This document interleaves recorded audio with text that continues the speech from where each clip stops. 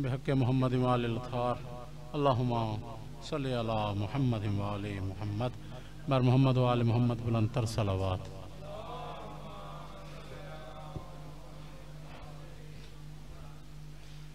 औज़ु बिल्लाहि मिनश शैतानिर रजीम बिस्मिल्लाहिर रहमानिर रहीम अल्हम्दुलिल्लाहि रब्बिल आलमीन वस्सलातु वस्सलामु अला अशरफिल अंबिया वल मुरसलीन अर्रसूलिन नबिय्यिल उम्मिय्यिल हाशिमी सय्यदना व शफीअना अबिल क़ासिमिल मुस्तफ़ा मुहम्मद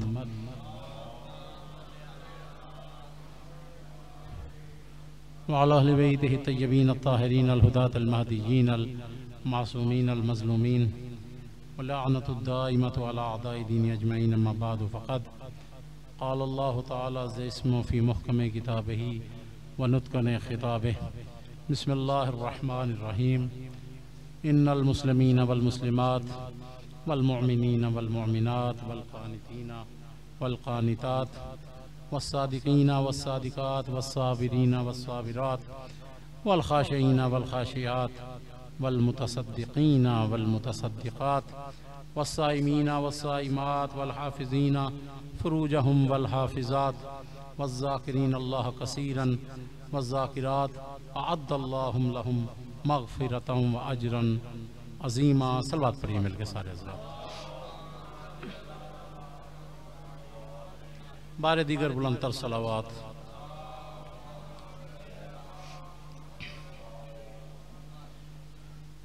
यकीनन आपके ज़हान आलिया में पिछला सिलसिला महफूज होगा कि मैं जो दो चार गुजारिशात रोज़ाना करता हूँ तो उसी के ज़ैल में एक आध मिनट पिछली बात सुन लें और इंशाअल्लाह फिर दो चार बातें और करना चाहता हूँ कि मैंने गुजारिश किया कि अल्लाह ने हमारी हिदायत के लिए एक किताब बेची है और कुछ अफराद को भी इस दुनिया में भेजा है। जो किताब भेजी वो बेमिसल बेमिसाल है और जिन अफराद को अल्लाह ने हादी बना के भेजा उनको भी बेमिसल बेमिसाल बना के भेजा। ना कोई दुनिया की किताब उस किताब का मुकाबला कर सकती है और ना कायनात का कोई फ़र्द इन हस्तियों का मुकाबला कर सकता है। इसी के ज़ैल में अगर देखा जाए तो बहुत सारी फ़रामीन पैगम्बर सल्लल्लाहु अलैहि वसल्लम मौजूद हैं जो मेरे इस दावे की दलील बनते हुए नजर आते हैं, मेरे दावे की तायीद करते हैं। सरवर कायनात ने इरशाद फरमाया बिस्मिल्लाहिर रहमानिर रहीम मसल अहले बैती कमसल सफीनत नूह। फरमाते हैं कि मेरी अहले बैत की मिसाल हजरत नूह के सफीने जैसी। मन रकबहा नजा कि जो उस पे सवार हो गया नजात पा गया। व मन तखल्लफ अनहा जल्ला और जो उस पे सवार न हुआ, जिसने तखल्लुफ किया, जिसने छोड़ दिया, वो गुमराह हो गया, वो तबाह बर्बाद हो गया। मेरे भाइयों, पैगंबर खुदा ने इस हदीस के अंदर एक सवारी का भी तज़किरा किया है और एक सफर का भी तज़किरा किया है। अहले बैत की मिसाल सफीना नूह के साथ दी, सवारी का भी तज़किरा किया और सफर का भी तज़किरा किया है। और यह सफर बहुत लंबा है जिसका नुक्ता इब्तिदा ये दुनिया है और उस सफर का नुक्ता इंतहा हौज़े कौसर है। जो सफीना अहले बैत पे सवार हो जाएगा वो इस दुनिया से सीधा हौज़े कौसर में तक चला जाएगा, निजात पा जाएगा। इस हदीस को अगर देखा जाए, अरबी में दो लफ्ज़ हैं, तो जो आप मेरी तरफ रखें। एक है मिसल और एक है मसल। अरबी में दो अल्फाज इस्तेमाल होते हैं, मिसल और मसल। मिसल जो है जात से अगर किसी को की तशबीह हो जाए तो उसके लिए मिसल का लफ्ज इस्तेमाल होता है। और सिफात की तशबीह के लिए मसल का लफ्ज इस्तेमाल होता है। जात की जात के साथ तशबीह हो जाए तो उसके लिए मिसल इस्तेमाल होता है, और अगर जात की जात से तशबीह ना हो बल्कि सिफात की तशबीह हो जाए तो उसके लिए मसल इस्तेमाल होता है। और इस हदीस में भी पैगंबर ने मिसल इस्तेमाल नहीं किया, इसलिए कि आले मोहम्मद सफीना नूह की मिसल नहीं है, जात के एतबार से एक जैसे नहीं है। और हो भी कैसे सकते हैं कि उस सफीने को अगर देखा जाए तो वो लकड़ी का बना हुआ है और आले मोहम्मद नूर के हैं, और अगर देखा जाए तो वो सफीना मादियत का है और ये हिदायत का सफीना बनते हुए नजर आते हैं। जात की तशबीह नहीं है बल्कि सिफात की तशबीह है। और मेरे भाइयों, उसमें और इन हस्तियों में एक तशबीह है कि हजरत नूह का सफीना भी जो था उस पे जो सवार हुआ, ये सफीना उसको लेके अपनी मंजिल तक कोहे जूदी तक जा पहुंचा, और जो सवार हुआ वो गरक होने से बच गया। इस कश्ती को हजरत नूह ने बड़ी मोहब्बत के साथ बनाया, बड़ी दिलचस्पी के साथ बनाया, और इसका हर छोटे से छोटा सुराख जो है वो खत्म किया। उस नबी ने इसका हर छोटे से छोटा नक्श जो है वो दूर किया, और जब देखा कि इसमें कोई नक्श नहीं रहा उसके बाद लोगों को सवार कर लिया। और मेरे इस दावे की दलील क्या है कि उस कश्ती में कोई नक्श नहीं था, कोई छोटा सा सुराख नहीं था, उसमें कोई छोटा सा नक्श नहीं था, इसलिए कि वो कश्ती अपने सवारों को लेकर अपनी मंजिल तक खैरियत के साथ जा पहुंची। जब वो अपने सवारों को लेकर खैरियत के साथ अपनी मंजिल तक पहुंची तो दलील बन गई है कि इसका मतलब है कि सफीने में कोई नक्श नहीं था, वो सफीना बड़ा महफूज था, वो सफीना बड़ा मजबूत बनाया गया था। और मैं कहता हूं कि अब दुनिया को गौर करना चाहिए कि जैसे उस कश्ती का अपनी मंजिले मकसूद तक पहुंच जाना उसकी मजबूती की दलील है, तो आले मोहम्मद का उम्मत को लेकर हौज़े कौसर तक पहुंच जाना ये इनकी इस्मत की दलील बन जाया करती है। ना उस कश्ती में कोई नक्श था और ना इन हस्तियों में कोई नक्श है, कोई मुकाबला इन हस्तियों का नहीं कर सकता। और फकत ये गैर मासूम ना सोचें कि छोटे मोटे आम हमारे जैसे आम बंदे कहें कि जनाब हम तो बहुत छोटे हैं कि मोहम्मद व आले मोहम्मद जो हैं उनका हम मुकाबला नहीं कर सकते। नहीं, पैगंबर के घर में जो लोग रहते थे वो भी पैगंबर की अहले बैत का मुकाबला नहीं कर सकते। और मैंने सिर्फ ऐसे बात नहीं की है, बल्कि तारीख को अगर आप देखें तो पैगंबर की अज़वाजे मुताहरात को आप देखें तो उनमें भी दो किस्म के गिरोह थे। तफसील नहीं है कि मैं उसको आपके सामने बयान करूं। पैगंबर की एक जोजा है जनाब खदीजतुल कुबरा के बाद बड़ी ही सालेह, बड़ी ही नेक, बड़ी ही मुकद्दस, बड़ी ही अहले बैत से मोहब्बत करने वाली। और जब उस उम्मे सलमा ने देखा है कि पंजतन पाक एक चादर के नीचे आ गए, वो पंजतन पाक जब एक चादर के नीचे आ गए तो उनको भी लगा कि ये मंजर बड़ा अच्छा है, काश के मैं भी इनमें दाखिल हो जाऊं। तो जनाब उम्मे सलमा ने देख के कहा था कि या रसूल अल्लाह, क्या मुझे भी इजाजत है कि मैं आप पंजतन पाक के दरमियान आके इस चादर में दाखिल हो जाऊं? देख के इरशाद फरमाया, क्या उम्मे सलमा तू बड़ी नेक है, तू बड़ी मुकद्दस है, तेरा मर्तबा बहुत बुलंद है, मैं तुझे एक सनद देता हूं, अंते अलल खैर, तू खैर पर, अंते अलल खैर, तू खैर पर है, मगर तू खैर पर है मगर तू पंजतन पाक में दाखिल नहीं हो सकती, इसलिए कि यह सरदारों का मजमा है। यहाँ पे नबी नजर आया तो सैयदुल अंबिया नजर आया, यहाँ पे वसी नजर आया तो सैयदुल ओसिया नजर आया, और मस्तूर नजर आई तो सैयदतिन निसाइल आलमीन नजर आई, और शहजादे देखे तो वो दोनों के दोनों जवानाने जन्नत के सरदार नजर आए। अंते अलल खैर, तू खैर पे है, तेरा मर्तबा बड़ा है, मगर इन सरदारों में आना ये तेरा मुकाम नहीं। गोया समझाना चाहते थे कि मंजिले खैर पे होना और बात है और इल्म का शहर होना और बात है, साहिबे कमाल होना और हुआ करता है, मुस्तफा की आल होना और हुआ करता है। तो लिहाजा मेरे भाइयों, कोई कायनात में इन हस्तियों का मुकाबला नहीं कर सकता। सैकड़ों रवायात किताबों को आप खंगालें, कि बहुत सारे लोगों ने आले मोहम्मद का मुकाबला करने की कोशिश की है, और जब भी मुकाबला करने की कोशिश की है तो वो जो चाहते थे वो पूरा ना हुआ, जो कायनात का खालिक चाहता है वो पूरा हो जाया करता है। तो लिहाजा बहुत सारी रवायात में आपके सामने पढ़ सकता हूं। एक रिवायत इमाम अली रज़ा अलैहिस्सलाम,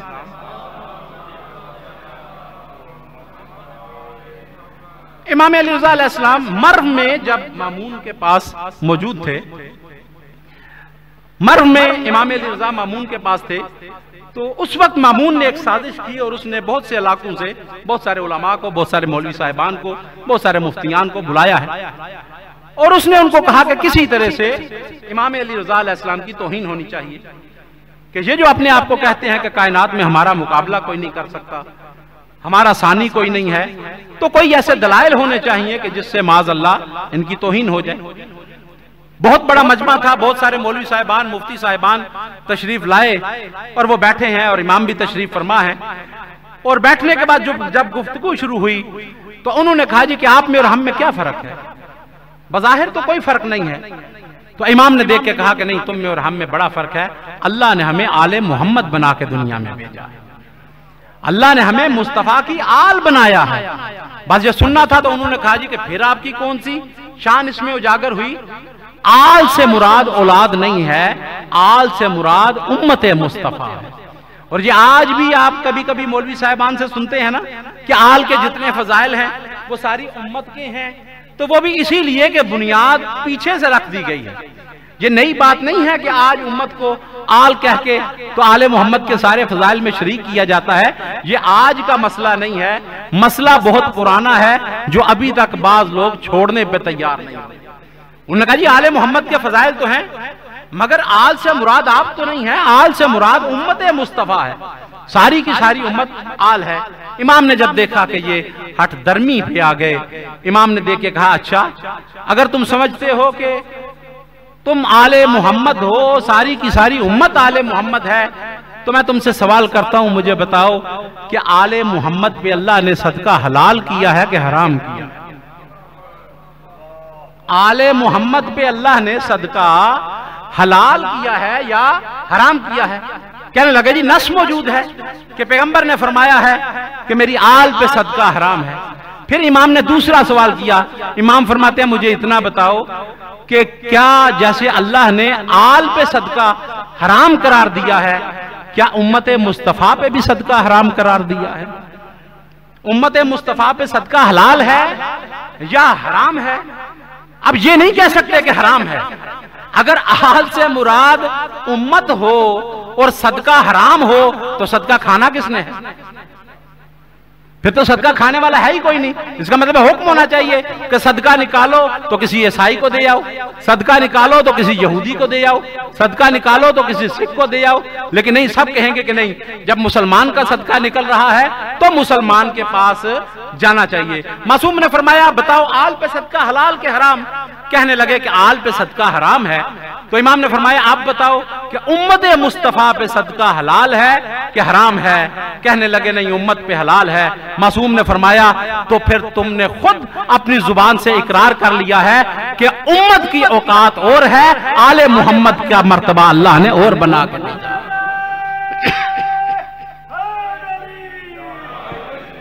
तो लिहाजा आल का मुकाम और है और उम्मत का मुकाम और है। उम्मत कभी भी आल का मुकाबला नहीं कर सकती। उम्मत के लिए यही काफी है कि वो इनके सामने सर झुका के इनकी अताअत करती जाए। जितनी अताअत करती जाएगी उतना मर्तबे में इजाफा होता चला जाएगा। इन हस्तियों का मुकाबला नहीं करना है।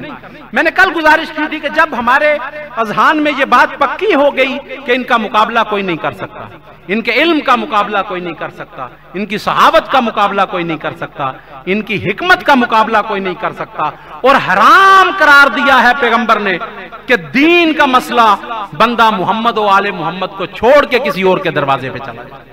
नियत करनी है, क्योंकि इन आयात में कहा गया है कि कामयाबी के लिए और अल्लाह से अजर लेने के लिए पहला ग्रोह कौन है? मुसलमान मर्द और मुसलमान औरतें, इस्लाम को कबूल करने वाले, जिन्होंने इस्लाम कबूल किया है। तो लिहाजा हमें समझना होगा कि इस्लाम असल में है क्या। पहली नीयत कि हमने इस्लाम को समझना है, दीन को समझना है, और जब हमें समझ आ जाए, मोहम्मद व आले मोहम्मद से हमें पता चल जाए कि इस्लाम क्या है, तो फिर उसमें पूरे का पूरा दाखिल होने की कोशिश करना है। या अय्युहल्लज़ीना आमनु उदखुलू फिस्सिल्म काफ़ा, क्या साहिबान ईमान इस्लाम में पूरे के पूरे दाखिल हो जाओ। और मौला अली ने भी फरमाया था कि क्या तुमने इस्लाम को पूरे तौर से समझ रखा है, क्या तुमने इस्लाम को पूरे तौर से समझ लिया है। लिहाजा इस मिंबर के यहां लगने का वाहिद मकसद वो है जो मौला हुसैन का करबला बपा करने का मकसद है, जो बाकी मासूमीन का दुनिया में आकर मुसीबतें बर्दाश्त करके जो मकसद वो पूरा करना चाहते थे कि अल्लाह का दीन लोगों तक पहुंच जाए, इस मिंबर के लगाने का मकसद भी ये है। मौलवी साहिबान का वाहिद मकसद ये है कि वो दीन इस्लाम जो किताबों में मौजूद है, वो दीन इस्लाम जो फरामीन मोहम्मद व आले मोहम्मद में मौजूद है, जो दस्तावेजात में मौजूद है, जो लाइब्रेरियों की जीनत बन चुका है, उस दीन को निकालो और लोगों तक पेश करो कि मोहम्मद व आले मोहम्मद फरमाते क्या है। इस मिंबर का हरगिज़ मकसद जेबें पुर करना नहीं है। इस मिंबर का मकसद न मोहम्मद व आले मोहम्मद का मकसद ये था, और कभी मैं इंशाल्लाह वक्त हुआ तो मैं आपको बयान करूंगा कि किस हद तक बंदा जो है वो किसी मोमिन से नजर नियाज ले सकता है, और वो क्या हद है, और वो कहां तक जाना चाहिए, और हमारे तरीकेकार क्या हो चुके हैं, वो एक अजब सी बात है। लिहाजा मेरे भाइयों याद रखिएगा कि दीन इस्लाम को समझने के लिए कि मौलवी साहिबान का काम यह है कि इस्लाम को पढ़ें और फिर लोगों के सामने पेश कर दें, और कोई मकसद नहीं जो हमारे मौला अली का मकसद था, जो इमाम हुसैन का मकसद था। और मेरे सामने वो रिवायत भी मौजूद है कि अब्दुल्लाह इब्न अब्बास कहते हैं कि मैंने कायनात के सबसे बड़े वली को देखा कि मुकामे ज़ीकार पे अपने हाथ में अपनी जूतियों को लेकर गांठ रहे हैं, अपनी जूतियों को, वो जूता जो टूट चुका है, अली इब्न अबी तालिब कायनात का सरदार अपने जूतों को गांठ रहा है। और वो कहते हैं मैंने देखा कि जूतों की हालत तो बड़ी नाजुक है, अब तो मजीद टांके नहीं लग सकते हैं। मुझे जब देखा ना मौला अली ने कि मैं उनके जूतों की तरफ देख रहा हूं, तो देख के इरशाद फरमाया कि अब्दुल्लाह इब्न अब्बास मा कीमत हाज़िहिन नाल, ए अब्दुल्लाह इब्न अब्बास तेरी नजर में मेरे इन जूतों की कीमत क्या है। टूटा हुआ जूता है, फिर गांठ लेते हैं, फिर टूट जाता है, फिर गांठ लेते हैं, तो कितने पेमद लग चुके हैं। माँ कीमत हाज़िहिन नाल, अब्दुल्लाह इब्न अब्बास तेरी नजर में मेरे इन जूतों की कीमत क्या है। देख के इरशाद फरमाते हैं मौला जूता तो आपका है इसलिए कीमती है, वगरना ज़ाहरी हालत को देखूं तो ला कीमत लहा, इसकी कोई कीमत नहीं, इसका तो कोई टका देने के लिए तैयार नहीं होगा। मौला अब इसकी कोई कीमत नहीं है। देख के इरशाद फरमाते हैं कि अब्दुल्लाह इब्न अब्बास याद रख, कसम बा खुदा, अगर हक को नाफिज करना ना होता, अगर हक का क़याम करना मकसूद ना होता, तो तुम्हारी हुकूमत की कीमत मेरे नजदीक इस जूते से भी कम है। तुम्हारी हुकूमत को अली जूतियों की ठोकरों पे रखता है। फकत हुकूमत को इसलिए मैंने कबूल किया है ताकि मैं हक का नफाज कर सकूं। अली दुनिया नहीं चाहता है, अली फकत चाहता है कि अगर हुकूमत मिल गई तो मैं लोगों तक अल्लाह का दीन पहुंचा सकूं। और खुदा की कसम हुकूमत दी भी तो लोगों ने खुद की। जब चौथी दफा आए हैं मजबूर होकर और कहा कि या अली अब आपके बगैर काम नहीं चलता, देख के इरशाद फरमाया कि नहीं, मुझे तुम्हारी हुकूमत की जरूरत नहीं। खुदा की कसम अली खिलाफत का मुहताज नहीं, खिलाफत अली की मुहताज नजर आती है। तो लिहाजा फरमाते हैं कि कोई कीमत नहीं है, अगर हक का क़याम करना मकसूद ना होता तो मैं तुम्हारी हुकूमत को ठोकरूं, जूतों की ठोकरों पे रखता। तो लिहाजा यहाँ पे इस मिंबर पे आने का भी वाहिद मकसद ये होना चाहिए कि वो आके आपके सामने दीन को पेश करें जो मोहम्मद व आले मोहम्मद ने बयान किया है। पहली चीज आप भी अपनी नीयत को सच्चा करें कि इस्लाम सीखना है हमने, कि वो जिसके लिए इमाम हुसैन ने कुर्बानियां पेश की हैं उस इस्लाम को नजरअंदाज नहीं करना। और पढ़ने वाले की नीयत ये होगी कि जो मोहम्मद व आले मोहम्मद के फरामीन मैंने पढ़े हैं वो मैं लोगों तक पहुंचा दूंगा। मिलके एक दफा बात पढ़ लीजिए। तो लिहाजा जो मकसद मौला अली का है, पढ़ने वाले को भी कुछ शर्मो हया करनी चाहिए। इस मिंबर पे अगर आए हैं तो हम कारून के वारिस नहीं बल्कि बाबे मदीनातुल इल्म के नुमाइंदे बनते हुए नजर आते हैं। दुनिया के काम करने हैं तो कोई और काम करो, अगर दुनिया को चलाना है तो बिजनेस करो, कोई काम कर सकते हो। ये काम जहां तक इजाजत है वो मैं फिर इंशाल्लाह किसी वक्त में पेश करूंगा, लेकिन जो किरदार हमारा हो चुका है वो मोहम्मद व आले मोहम्मद उसकी इजाजत हरगिज नहीं देते। मोहम्मद व आले मोहम्मद के दीन की तरफ तवज्जो करें। और मैं तो कहा करता हूं कि आप क्यों मोहताज बनते हैं किसी जाकिर के और किसी मौलवी साहब के?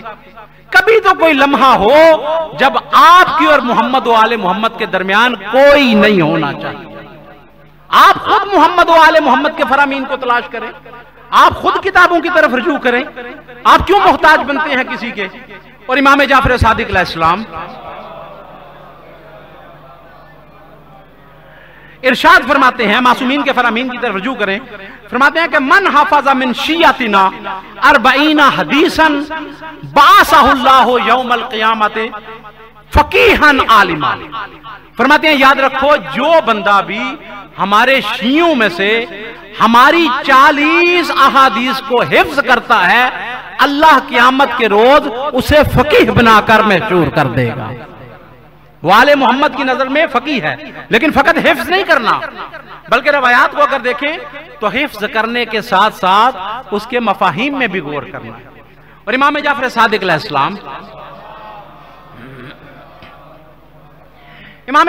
अलैहिस्सलाम इरशाद फरमाते हैं कि याद रखो, एक ऐसी हदीस कि जिसके मफहूम को तुमने समझ लिया है, कि एक ऐसी हदीस के जिसके मफहूम को मोहम्मद व आले मोहम्मद से तुमने समझ लिया है, एक ऐसी हदीस के जिसके मफहूम को तुम समझते हो, ऐसी 1000 हदीसों से बेहतर है जो तुम फकत रिवायत करते हो और समझते नहीं।